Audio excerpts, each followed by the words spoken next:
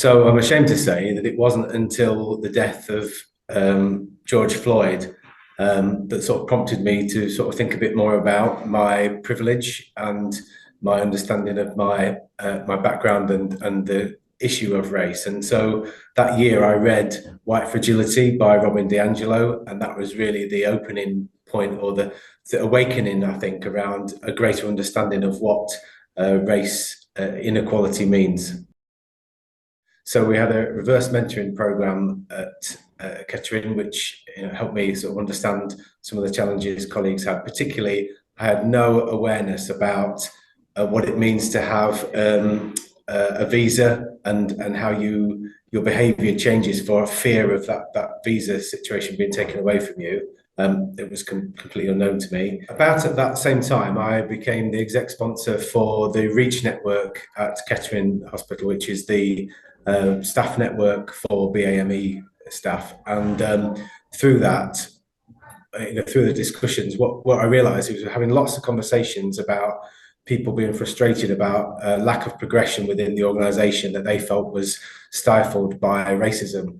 And sort of discrimination through that. So one of the things I decided to do is a very simple and practical thing, was offer up 2 hours a month in my diary for anyone from the Reach network to come and have a chat. And really it was up to them to whatever they wanted to talk about. But I sort of suggested, one of the things we could talk about was going through prospective job applications, preparing for interview, talking about career type conversations. And that led to a variety of different conversations over the couple of years.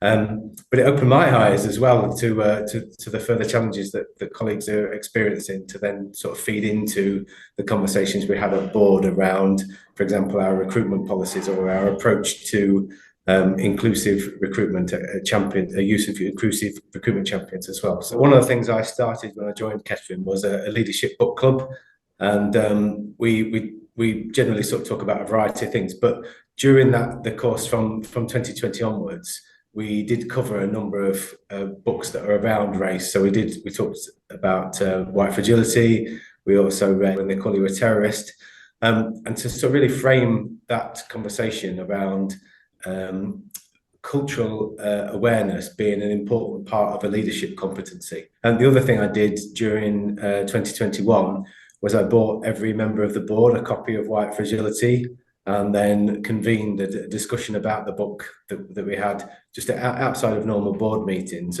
just different people's reflections on it. So that was a really powerful conversation. And then that meant there was sort of more people in the room who had a better awareness of the situation regarding racism when we went into board sessions discussing about what we might do in relation to the res data, for example.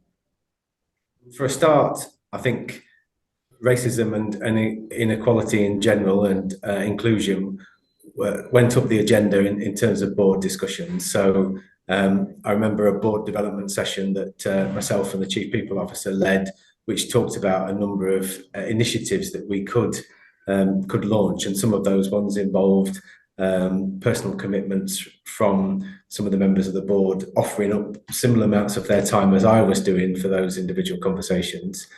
And certainly I think the experience that many colleagues had of the reverse mentoring programme meant that we were more conscious of the support necessary around international nurses, for example, in their first few months being in the country and joining the organisation, about the support was necessary there. And so I think there was an increased sort of level of education and understanding of what was there. Of course, all of us are still learning in terms of what it meant to be the best ally we could be, but certainly those different aspects helped to support some of those initiatives that were launched at the time.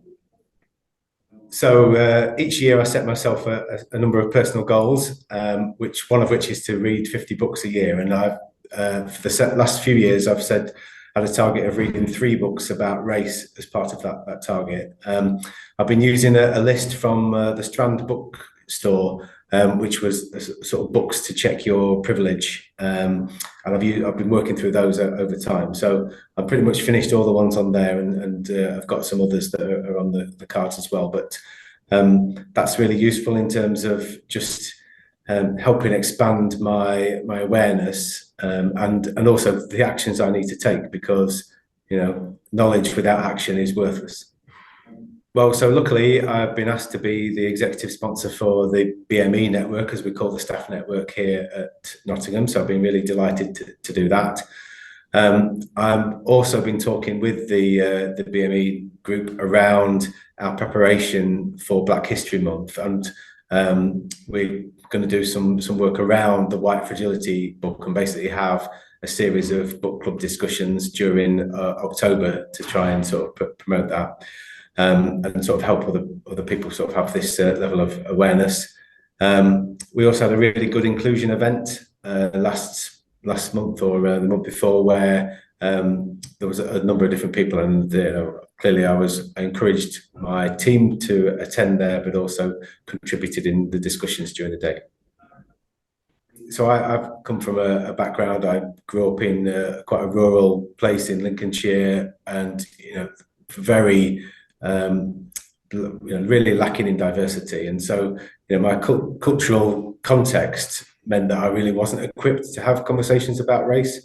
I think one of the things that I came away from reading White Fragility, along with a lot of other things, was around, actually, it's better to have a go at the conversation than be silent.